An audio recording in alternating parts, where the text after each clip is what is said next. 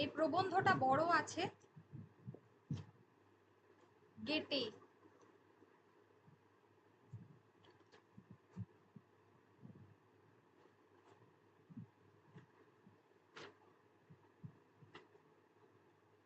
এটি 1336 বঙ্গাব্দ এবং মুসলিম সাহিত্য সমাজের চতুর্থ বার্ষিক অধিবেশনে এটা পঠিত হয়েছিল।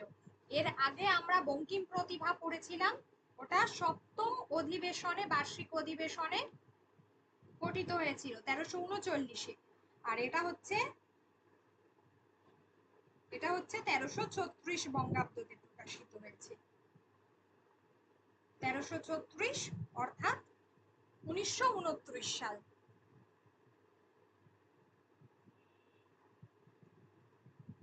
ইংরেজিতে হচ্ছে 1929 সাল। মুসলিম সাহিত্য সমাজের চতুর্থ বার্ষিক অধিবেশনে এটি পঠিত হয়েছিল, যেখানে আমরা প্রথমেই বিখ্যাত দার্শনিক ক্রোচের কথা আমরা পড়ছি। ক্রোচে, যিনি বলছেন যে এই বিখ্যাত যে ক্রোচে কিন্তু তার যে অ্যাস্থেটিক্স অর্থাৎ ক্রোচের নন্দন তত্ত্ব ছিল সব থেকে বিখ্যাত, কারণ তিনি বিজ্ঞান ভিত্তিক পদ্ধতিতে তিনি সবটুকু এই যে নন্দন তত্ত্ব, যে অ্যাস্থেটিক্স এর যে পদ্ধতি, সেটাকে তিনি কিন্তু প্রকাশ করেছিলেন বিজ্ঞান ভিত্তিক পদ্ধতিতে। কারণ তিনি বলছেন যে আমাদের যে জ্ঞান আছে, আমাদের যে আমরা যে তর্ক করি, এই সবটুকুই আমাদের যে ইমাজিনেশন, আমাদের যে কল্পনা, সেগুলো সবটুকুই আমাদের বুদ্ধির মধ্যে দিয়ে আসে। আমাদের সকলের মধ্যেই একটা সামান্যতম জ্ঞান থাকে আর একটা বিশেষ জ্ঞান থাকে। তো ক্রোচে এই সমস্ত বিষয়গুলো নিয়ে আলোচনা করেছিলেন। তো সেই ক্রোচে গেটে সম্বন্ধে বলতে গিয়ে যে বইটি লিখেছেন, তাতে গেটের মনীষা মানে গেটের যে প্রতিভা সেটা সম্পর্কে বলা হয়েছে, ও কাব্য সম্বন্ধে নানা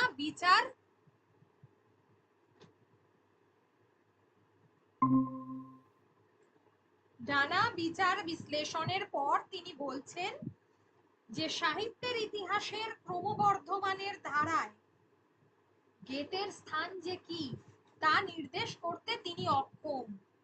তাহলে ক্রোচের মতো এরকম দার্শনিক যিনি বলতে চাইছেন যে তিনি গেটের যে কোথায় স্থান বা গেটে যে একজন সাহিত্যিক হিসেবে তার জায়গাটা যে কোথায়, সেটা বলতে তিনি অক্ষম। বলা বাহুল্য যে এই অক্ষমতার অন্য নাম হচ্ছে আপত্তি। তাহলে তিনি অক্ষম বলতে চেয়েছেন, আর অক্ষমতার তার একটা অন্য কারণ হচ্ছে যেটা হলো আপত্তি, অর্থাৎ তিনি বলতেই চান না, তিনি গেটের সম্পর্কে বলতেই চান না, মানে বিচার বিশ্লেষণ করতেই চান না। তার মতে প্রত্যেক কবি হচ্ছেন এক একজন স্বতন্ত্র স্রষ্টা, আর তার সৃষ্টির বিষয় হচ্ছে তার নিজের ব্যক্তিত্ব, তার জীবনের সঙ্গে যার অবসান, পরে পরে যারা আসেন তারা যদি সত্যকার কবি হন তবে নূতন কিছু সৃষ্টি করেন, আর তা না হলে অনুকরণ করেন, কিন্তু অনুকারীর স্থান কাব্যের ইতিহাসে সত্যই নেই। তবু তিনি স্বীকার করেছেন যে,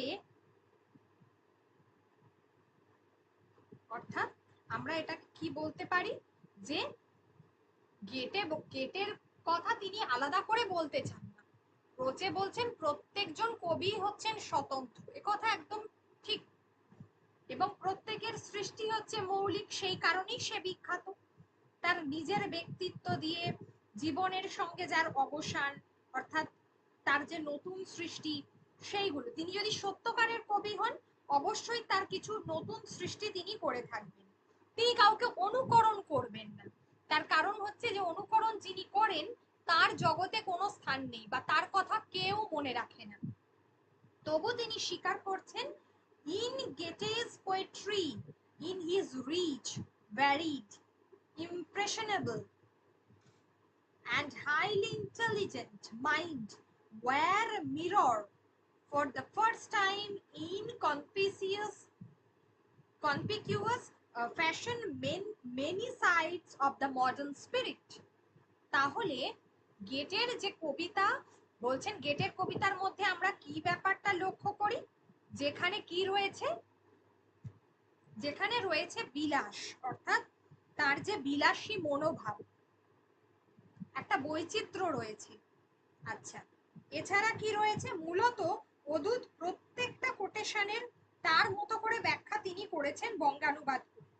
কিন্তু মূল বিষয়টা হচ্ছে যে তিনি আসলে সেই ব্যাখ্যাটার মধ্য দিয়ে কিন্তু সেটাকে ঠিক বঙ্গানুবাদ বলা যায় না, তিনি যেটা করছেন সেটার মধ্য দিয়ে সেটা হচ্ছে যে এক প্রকার কি বলবো, এটাকে একটা সমালোচনার যে তার সম্পর্কে যে ধারণাটা জন্মাবে সেটাকে তিনি বঙ্গানুবাদ করে দিয়েছেন। ঠিক আছে, ইমপ্রেশনেবল মানে হচ্ছে যিনি, যাকে প্রকাশ করা যায়, যিনি হচ্ছে অনুভূতি প্রবণ, তাহলে তার কবিতার মধ্য দিয়ে তার প্রকাশটা একটা অনুভূতি প্রবণ, একটা সংবেদনশীল মনোভাব রয়েছে।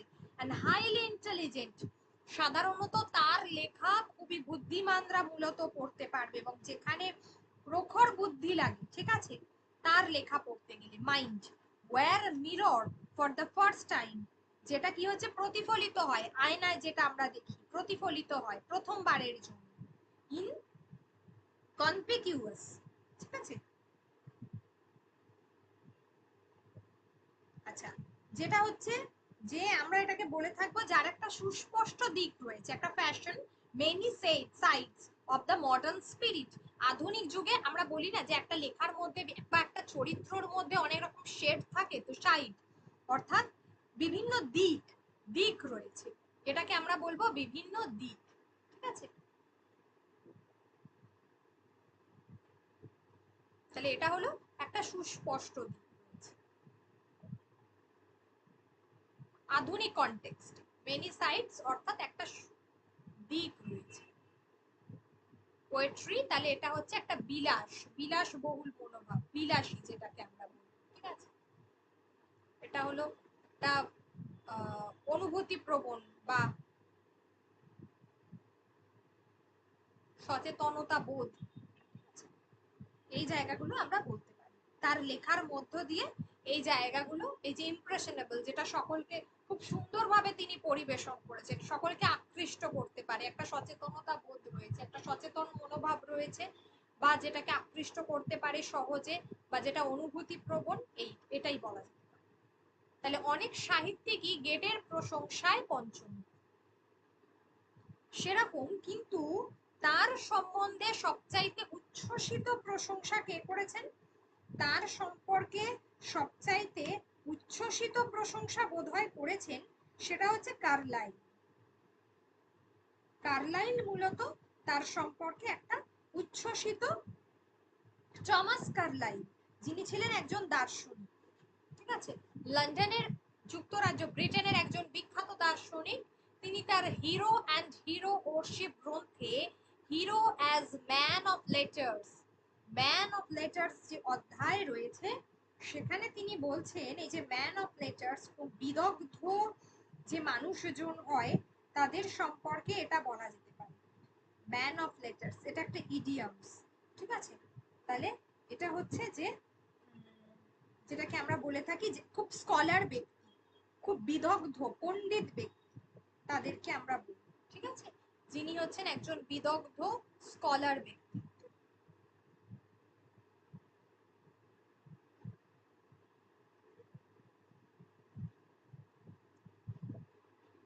তো সেই কার্লাইল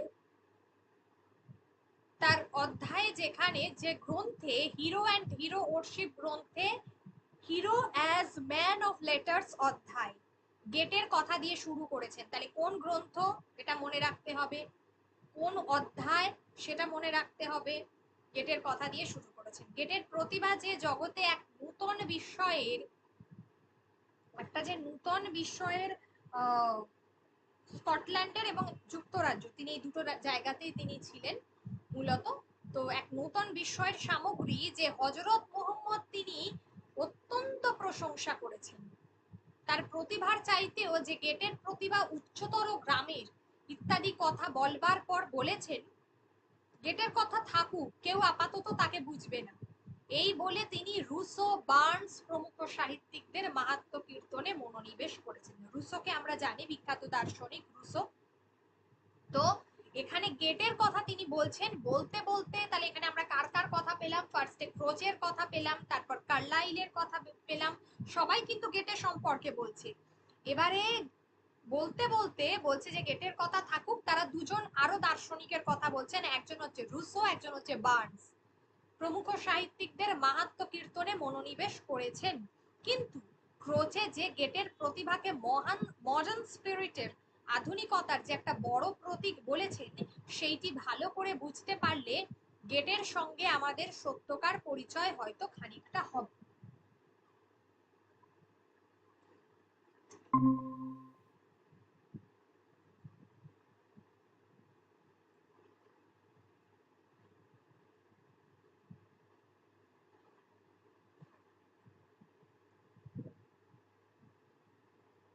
গেটের ভিতরে এই যে সুবৃহৎ নূতন মন বলা যেতে পারে রেনেসাঁস, নবজাগরণ, তাই তো? এই নবজাগরণ থেকেই তো আধুনিক লেখার শুরু, বা মানুষের যে মানসিকতার যে পরিবর্তন, এটা আসছে। শিক্ষিত ব্যক্তিরা জানেন যে ইউরোপের রেনেসাঁস কয়েক শতাব্দী ব্যাপী ব্যাপার, একদিনে এটা হয়নি, বহু লক্ষণের দ্বারা জটিল। আর তা শুধু সৌন্দর্য আনন্দের কাহিনীই নয়, সেই সৌন্দর্য আনন্দের সঙ্গে মিশে রয়েছে অনেকটা কদর্যতা। তাহলে এই যে রেনেসাঁসে কি মিশে রয়েছে? সৌন্দর্য, আনন্দ, আর কি মিশে রয়েছে? কদর্যতা। টলস্টয় তার শেষ বয়সের কতগুলো রচনায় যার দিকে তার বলিষ্ঠ তর্জনী নির্দেশ করেছে। টলস্টয়, দেখো এবার টলস্টয়ের কথা আসছে। তবু এ সত্য যে রেনেসাঁসের কাহিনী মোটের উপর মানুষের ঊষর চিত্ত ক্ষেত্র পল্লবিত করবার কাহিনী, মানুষের জাগতিক সুখ সম্ভোগের এক করুণ মধুর কাহিনী। ঠিক আছে, তাহলে রেনেসাঁসের কাহিনী কি? কিসের কাহিনী? মানুষের জাগতিক সুখ সম্ভোগের একটা করুণ এবং মধুর কাহিনী। আমি এইটুকু আগে জানতে চাইছি যে কোথাও কোনো কোয়েশ্চেন আছে বল, কোনো একটা জায়গায় বুঝতে অসুবিধা হয়েছে এই পার্টিকুলার এইটুকুতে?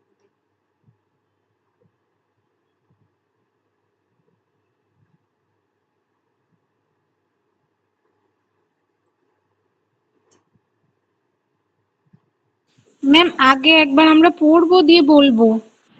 হ্যাঁ একদম।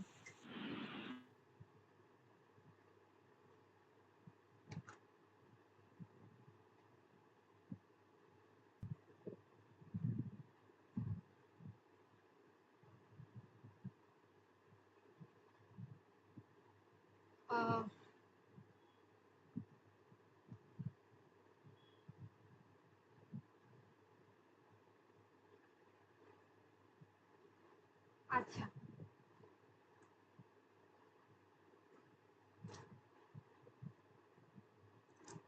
আচ্ছা এবার তাহলে এবার কি বলছে? বলছে কিন্তু এই রেনেসাঁসের পুষ্পের সৌরভে ফ্রান্স, ইতালি, ইংল্যান্ড, আমরা মূলত জানি যে ইউরোপের দেশগুলোতে তো এই নবজাগরণ বেশি করে ছড়িয়েছিল, তো তাই জন্য ওই পুষ্পের সৌরভ বলছে, মানে গন্ধটা, মানে অ্যাকচুয়ালি কোথায় স্প্রেড করেছিল রেনেসাঁস?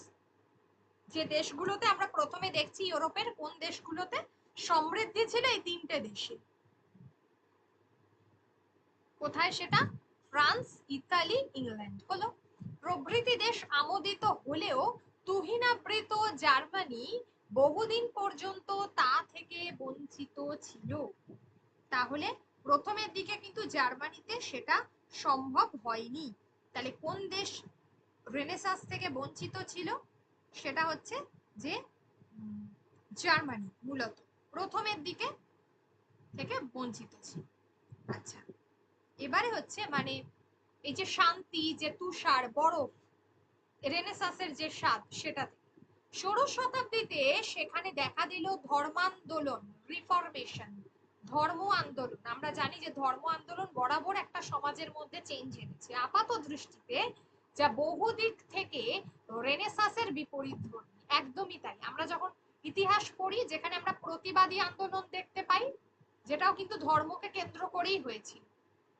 তো যেখানে প্রত্যেকটা ধর্মান্দোলন সমাজের ক্ষেত্রে একটা পরিবর্তন আনে, একটা বিপ্লবের সৃষ্টি করে। অষ্টাদশ শতাব্দীর জার্মানির যে ক্লাসিসিজম, শ্রেণী সংগ্রাম, প্রাচীন গ্রিক শিল্প ও সাহিত্যের সঙ্গে পরিচয় লাভের চেষ্টা, তার সঙ্গে বরং রেনেসাঁসের আত্মীয়তা বেশি। তাহলে জার্মানির যে ক্লাসিসিজম, আচ্ছা এখানে যেটা হচ্ছে, এটা এই যে ক্লাসিক যে ব্যাপারটা যেটা সংস্কৃতির ক্ষেত্রে ঘটে, এখানে সেটার কথা বলা হয়েছে।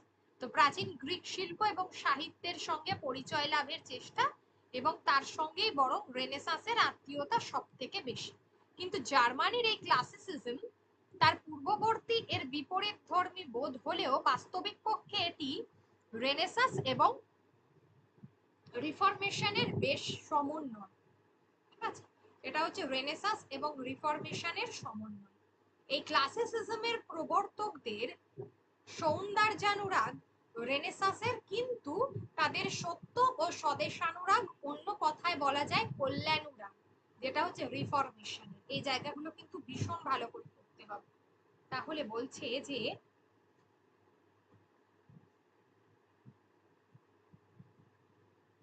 তাহলে এখানে বলছে যে এই যে ক্লাসিসিজম এর প্রবর্তকদের যে সৌন্দর্যানুরাগ সেটা রেনেসাঁসের, তাহলে সৌন্দর্যানুরাগ হচ্ছে রেনেসাঁসের, কিন্তু সত্য এবং স্বদেশানুরাগ এবং অন্য কথায় যে কল্যাণানুরাগ, যেটা কিন্তু রিফরমেশনের, অর্থাৎ ধর্মান্দোলন, চেঞ্জেস আসছে যেটা, সেটা।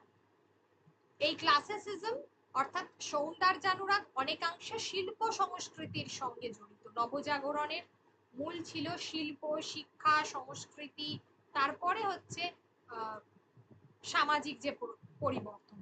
আর এই যে সত্য স্বদেশানুরাগ, এটা মূলত ধর্মকে কেন্দ্র করে। এই ক্লাসিসিজমের এক শ্রেষ্ঠ নায়ক লেসিং, যার উক্তি খুবই প্রণিধানযোগ্য।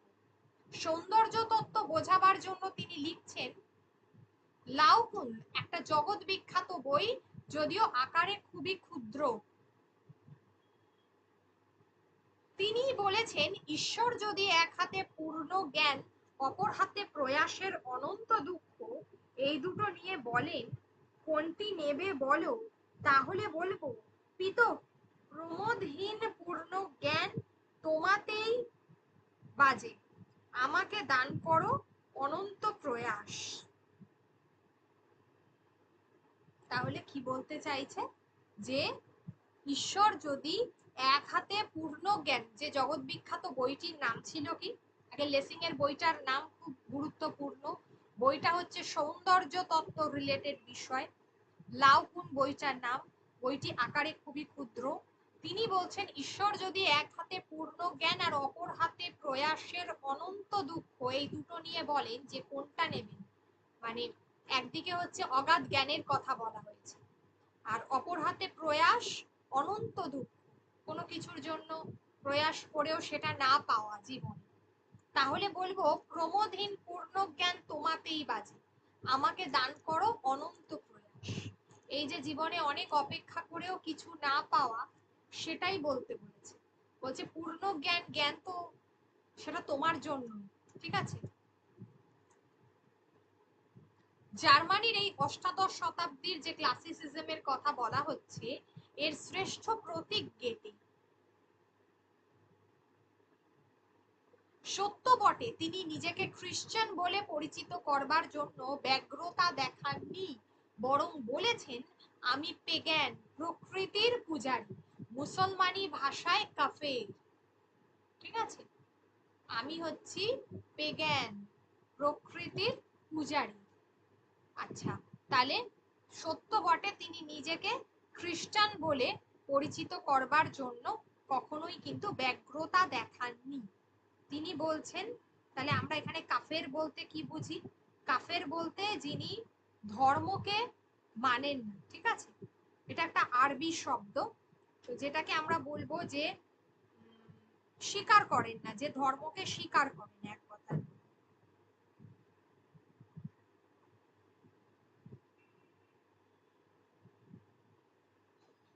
ঈশ্বরের প্রতি যে বিশ্বাসী, তো প্রকৃতির পূজারী তিনি পেগান। ঠিক আছে, তো এখানে তো মানে কি বলবো, এখানে হচ্ছে যে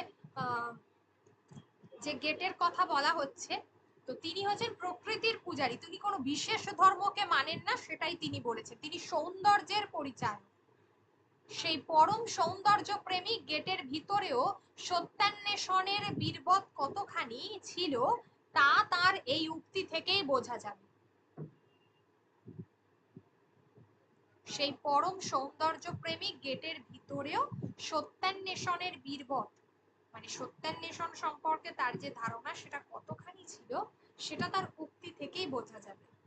In religious, scientific and political matters, I generally brought troubles upon myself because I was no hypocrite and had the courage to express what I felt. তাই এখানে কি বলা হচ্ছে, বলছে in religious, scientific and political matters, অর্থাৎ যেখানে আমরা বলতে পারি বিজ্ঞানসম্মত, রাজনৈতিক এবং ধর্মীয় যে কোনো বিষয়, এই ধরনের বিষয়ে আই জেনারেলি ব্রট ট্রাবলস আপন মাইসেলফ, আমি বারে বারে সমস্যায় মানে বিপদ ডেকে এনেছি বা সমস্যায় পড়েছি। Travels upon myself because I was no hypocrite, আমি কখনোই কি ছিলাম না, আমি আমার জীবনে কখনো ভণ্ডামি করিনি বা কাউকে ঠকাইনি। ঠিক আছে, এখানে হিপোক্রিট শব্দটা এই অর্থে ব্যবহার করা হয়েছে যে আমি কাউকে কখনো ঠকাইনি, কোনো কপট, কোনো ভণ্ড নই আমি, ঠিক আছে, কপট নই। I was no hypocrite and had the courage to express what I felt, আমি যখন যেটা ভেবেছি সেটাই আমি প্রকাশ করেছি আমার লেখার মধ্যে দিয়ে, যখন আমি যেটা ভেবেছি বুঝতাম যেটা সেটাই আমি প্রকাশ করেছি আমার লেখার মধ্য দিয়ে, এবং সেটা বলবার মতো আমার সাহস ছিল, এই কারণেই তিনি হিপোক্রেট নন। সাহস ছিল ইন দ্য সেন্স তিনি হিপোক্রেট নন, ঠিক আছে, তিনি কোনো কিছু লুকিয়ে যান। একটা জাতির জাগরণে প্রতিবিম্বিত যেন বসন্ত ও বর্ষার নৈসর্গিক প্রাচুর্য, সেই দুটো ঋতুর কথা উঠে এসেছে, বসন্ত এবং বর্ষা। বধূদের প্রবন্ধে আমরা রবীন্দ্রনাথের গান যখন দেখেছি তখনও এই দুটো, ঠিক আছে, এই দুটো ঋতুর কথা বারে বারে তিনি বলেছেন। বসন্তের আগমনে যেমন গাছে গাছে নতুন পাতা, ডালে ডালে লাখো পাখির আনন্দ গান, তিনি এই দুটো ঋতুকে বড় বেশি ভালোবাসতেন বলেই মনে করা হয়।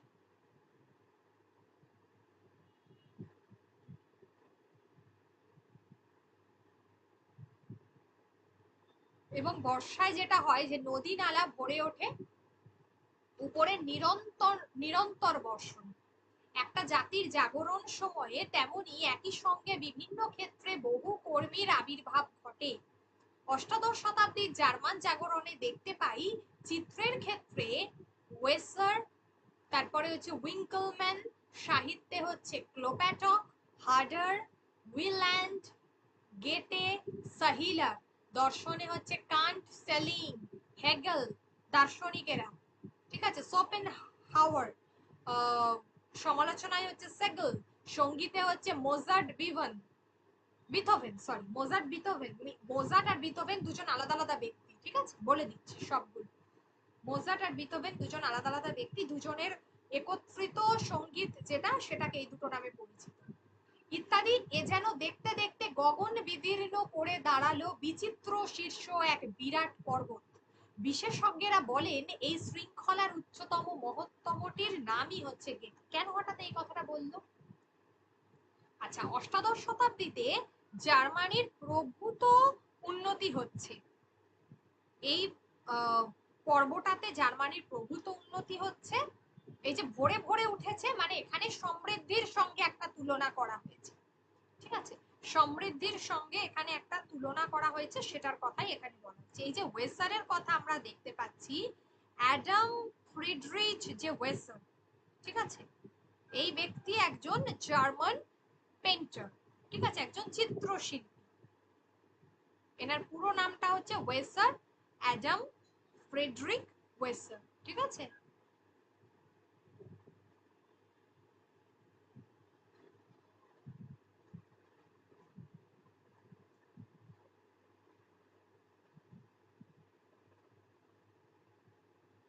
হলো উইঙ্কলম্যান, তারপর সাহিত্যে হচ্ছে ক্লোপ্যাটক, ঠিক আছে। সাহিত্যে হচ্ছে ক্লোপ্যাটক। ক্লোপ্যাটক একজন বিখ্যাত রাইটার।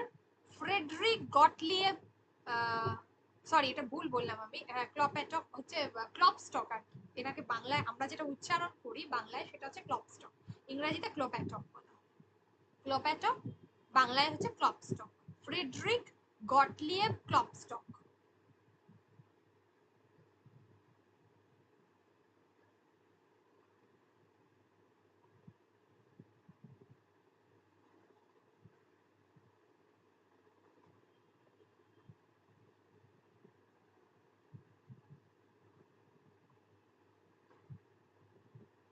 হলো ইনি একজন জার্মান কবি ছিলেন, ঠিক আছে, এবং প্রচুর তার কবিতা এবং তার মহাকাব্য জাতীয় রচনা এগুলো খুব গুরুত্বপূর্ণ ছিল।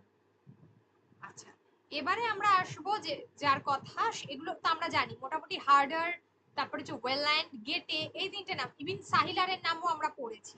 দর্শনে কান্ট, সেলিং, এনার নাম পড়েছি। হেগেল, বিখ্যাত দার্শনিক হেগেল। সোফেনহাওয়ার, এগুলোর আমরা পড়েছি। সমালোচনায় সেগেল। সঙ্গীতে হচ্ছে এই যে মোজার্ট, বিথোভেন, ঠিক আছে, যেটা বলছিলাম যে মোজার্ট বিথোভেন হচ্ছে দুজন আলাদা আলাদা ব্যক্তিত্ব, ঠিক আছে।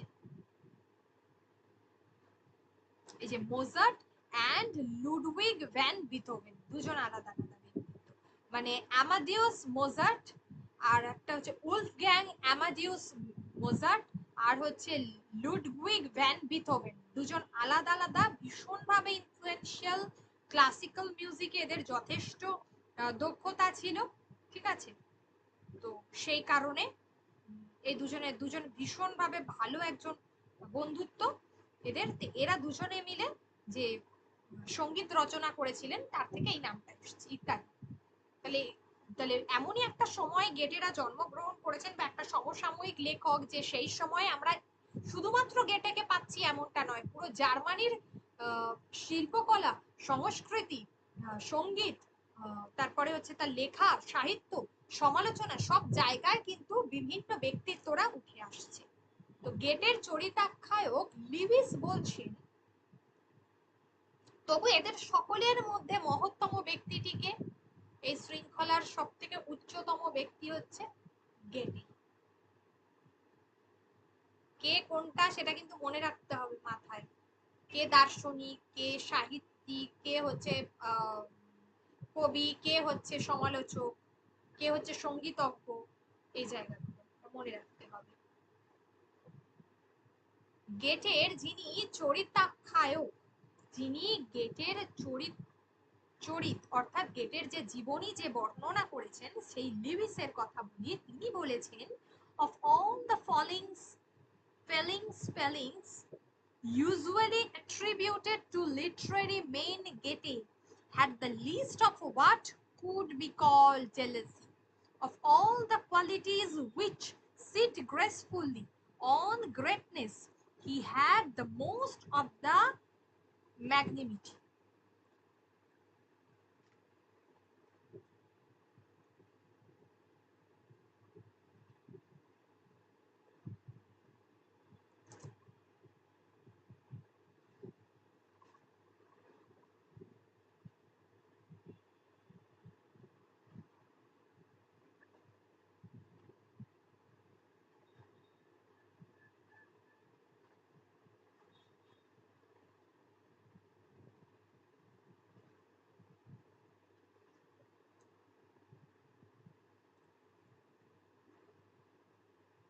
আচ্ছা, যেটা বলা, যেটা হচ্ছে তাহলে of all the fallings usually attributed to literary men, Goethe।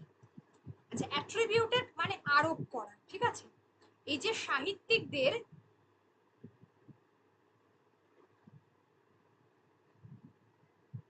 সাহিত্যিকরা এই যে পরস্পর এতজনের কথা বলা হচ্ছে, যা প্রত্যেক সাহিত্যিকদের মধ্যে যে একেবারে কি থাকবে না, জেলাসি থাকবে না এমনটা নয়, প্রত্যেকের ভেতরেই অল্প অল্প আদ্র জেলাসি রয়েছে। of all the qualities which sit gracefully on greatness, he had the most of magnanimity, ঠিক আছে, যেটাকে বলা হয় যে তবু তাদের সকলের মধ্যেই মহানুভবতা ছিল, এই যে ম্যাগনিমিটি।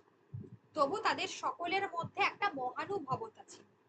এ আদৌ কোনো অতিরঞ্জন নয়। এই অসাধারণ প্রতিভা, তার প্রতিভার ভারে আদৌ টলটলায়মান হননি। কত সহজভাবে তিনি বলেছেন, even the greatest genius won't go far if he tried to owe everything to his own internal self. আচ্ছা, but many very good men do not comprehend that and they grope in darkness for half a life with their dream of originality.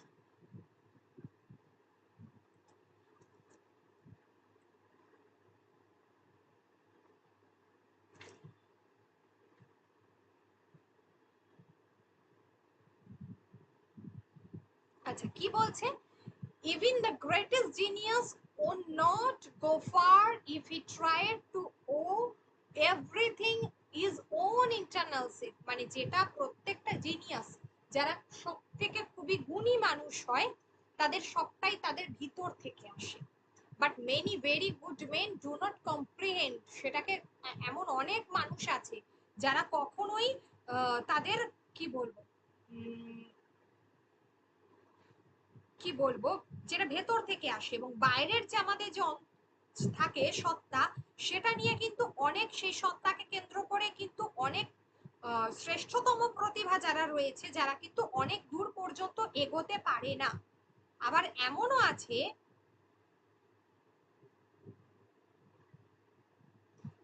এমনও আছে, in darkness for half a life, তারা অন্ধকারের মধ্যে তলিয়ে যায় with their dream of originality.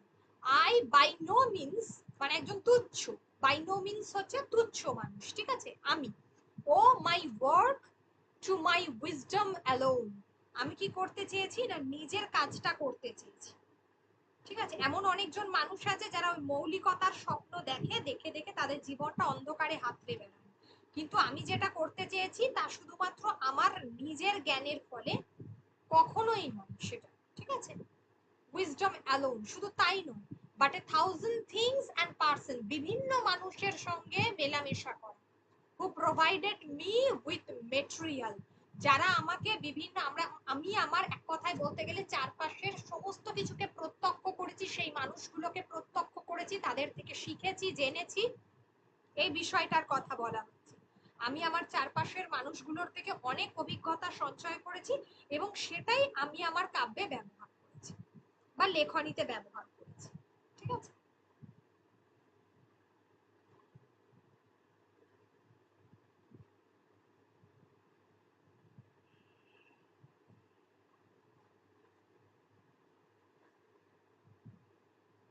আচ্ছা, এটা গেল।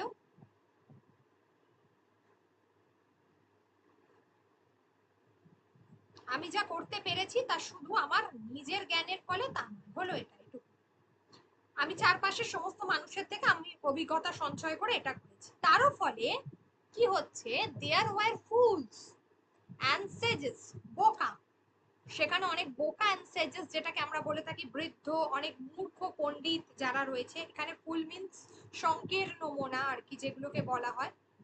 আবার অনেকে আছে মাইন্ডস এনলাইটেন্ড অ্যান্ড ন্যারো, অনেক ছোট মনের মানুষও আছে, অনেক কি বলবো, অনেক উদার মনা মানুষও রয়েছে, চাইল্ডহুড শিশুরা রয়েছে, ইউথ যারা যুবক তারা রয়েছে, যুবক যুবতী ম্যাচিওর এজ যারা প্রকৃত মানে যারা প্রবীণ মানে অ্যাডাল্ট পারসন তারা রয়েছে।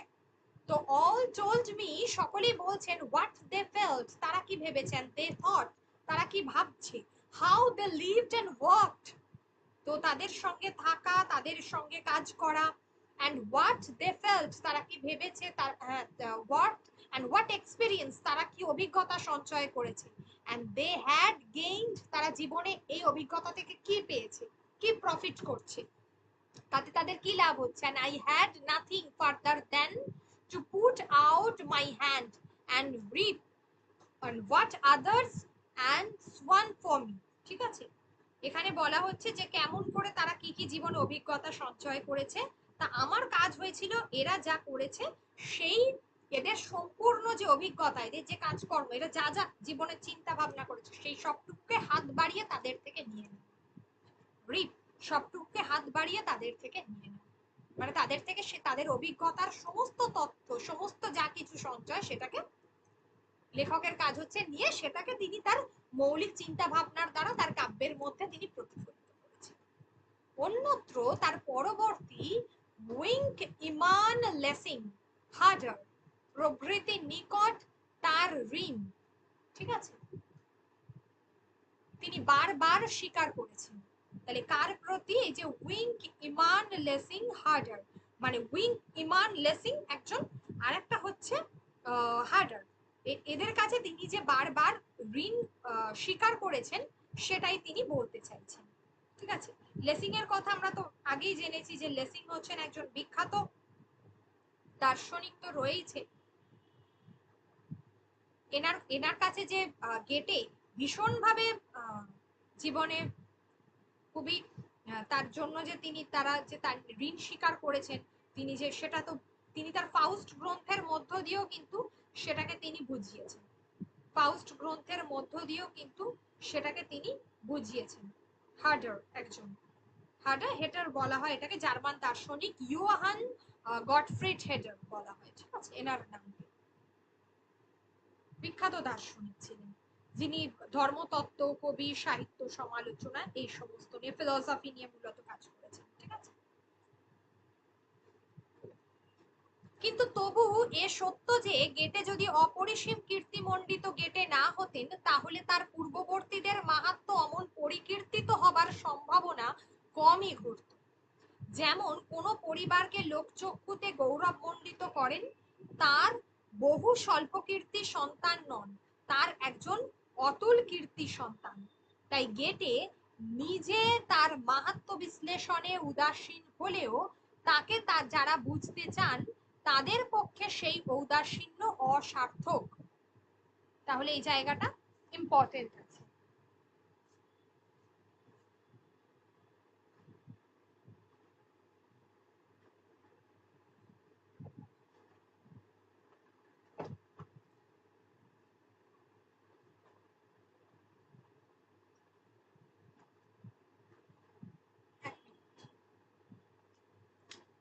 হ্যাঁ, তাহলে গেটের সম্পর্কে এখানে কি বলা হচ্ছে? এখানে বলছে যে, তাহলে এখানে বলতে চাইছে যে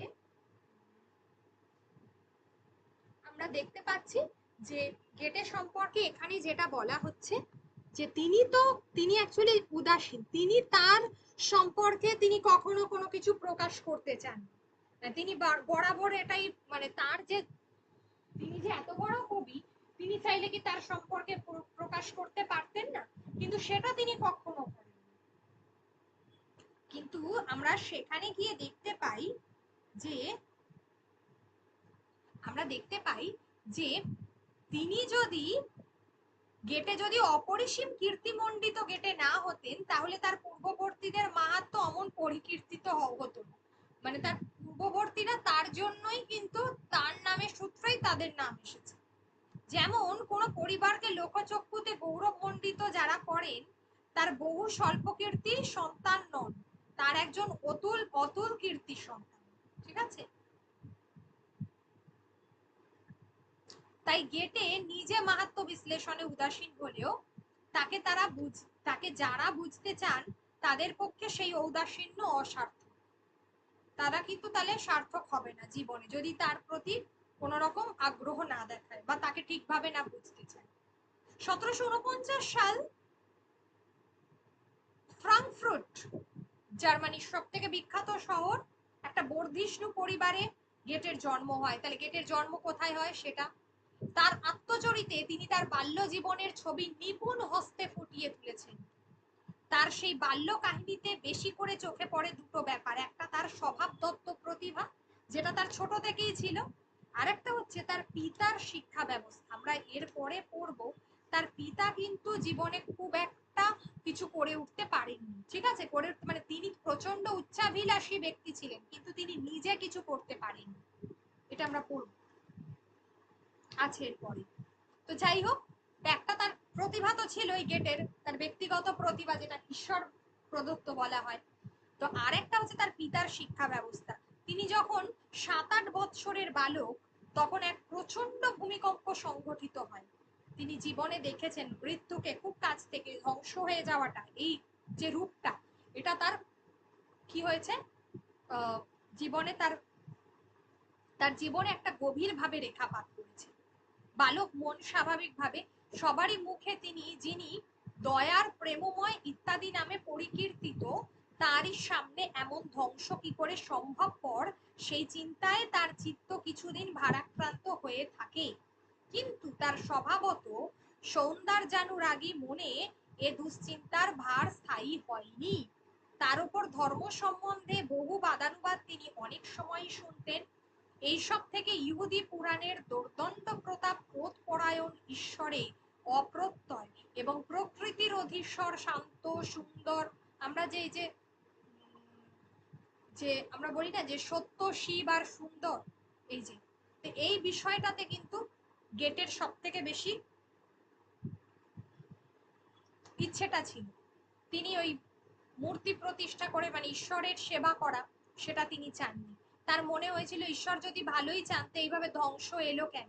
এটা তাকে খুব ছোট থেকেই এই রূপটা তাকে নাড়া দিয়েছিল। সেই জন্য তিনি ধর্ম সম্বন্ধে তার একটা খুব একটা কোনো আস্থা ছিল না ধর্মের উপরে। তারপরে ইহুদি পুরাণের যে সমস্ত নিয়ম রীতিনীতি, সেগুলো তাকে নানাভাবে পীড়িত করে।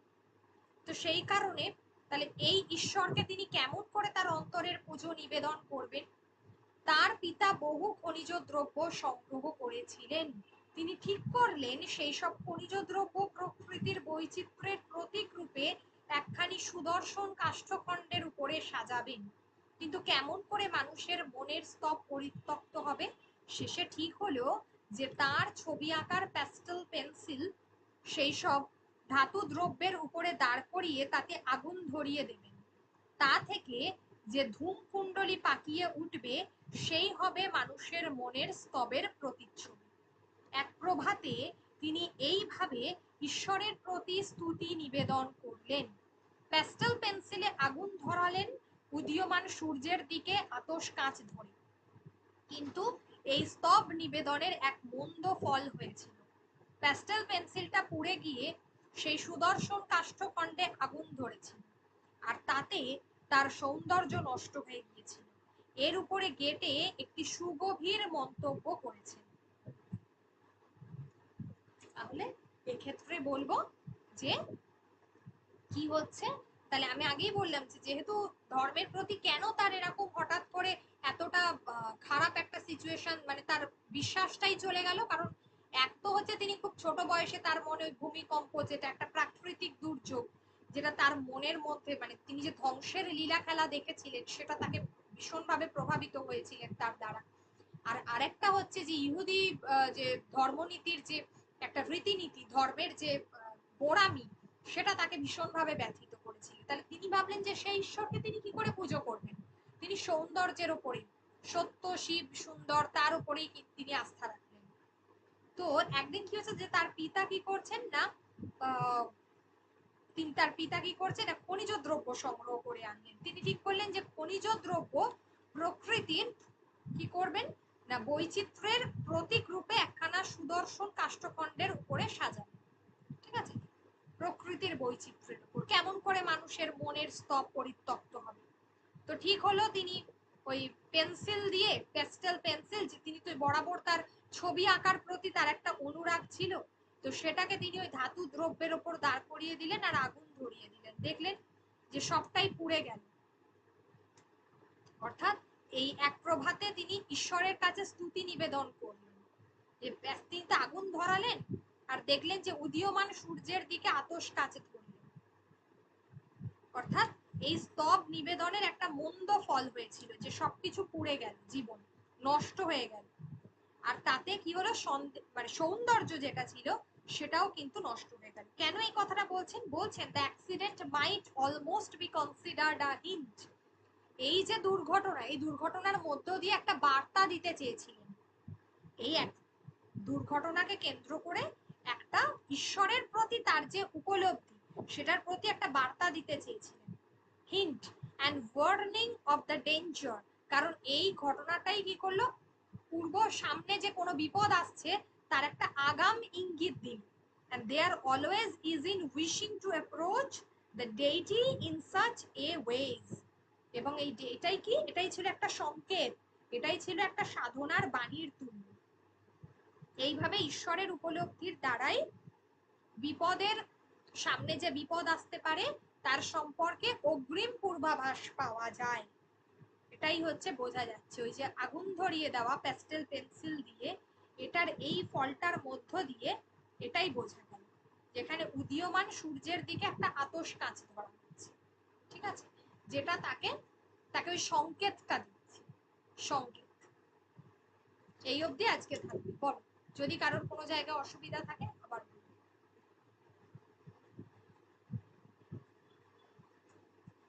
ম্যাম আগে একটু পড়ে নি দিয়ে বলবো। হ্যাঁ একদম একদম পড়ো পড়ো। আর আমি বঙ্কিম প্রতিভা দিয়ে দিচ্ছি আজকে, একবার পড়ে নাও তারপরে কালকে আশা করি গেট, এটা কালকে এই সপ্তাহে শেষ হয়ে যাবে, আরেকদিন তো পড়াবো, কালকে তো পড়াচ্ছি। আচ্ছা বুধবার দিনকে ডেমো ক্লাস থাকবে, আর বুধবার দিনকে ভারতীয় সাহিত্য থাকবে, তারপর এই উইকেই স্যাটারডেতে নেব ওই এটা নেব শিল্প সাহিত্য সংস্কৃতি, ক্লাস 11-12 এর একটা দেবো ডেমো।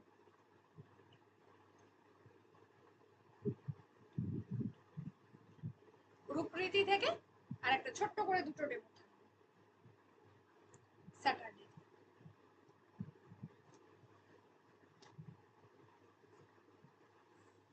কারোর কোনো অসুবিধা হলে ঠিক অবশ্যই। আছে ম্যাম। আর আমি দেখছি কালকে কালকে অথবা পরশু দিনের মধ্যে তোমার ফোর্ট উইলিয়াম কলেজের সমস্ত প্রশ্নগুলো দেখে নিচ্ছি, ঠিক আছে।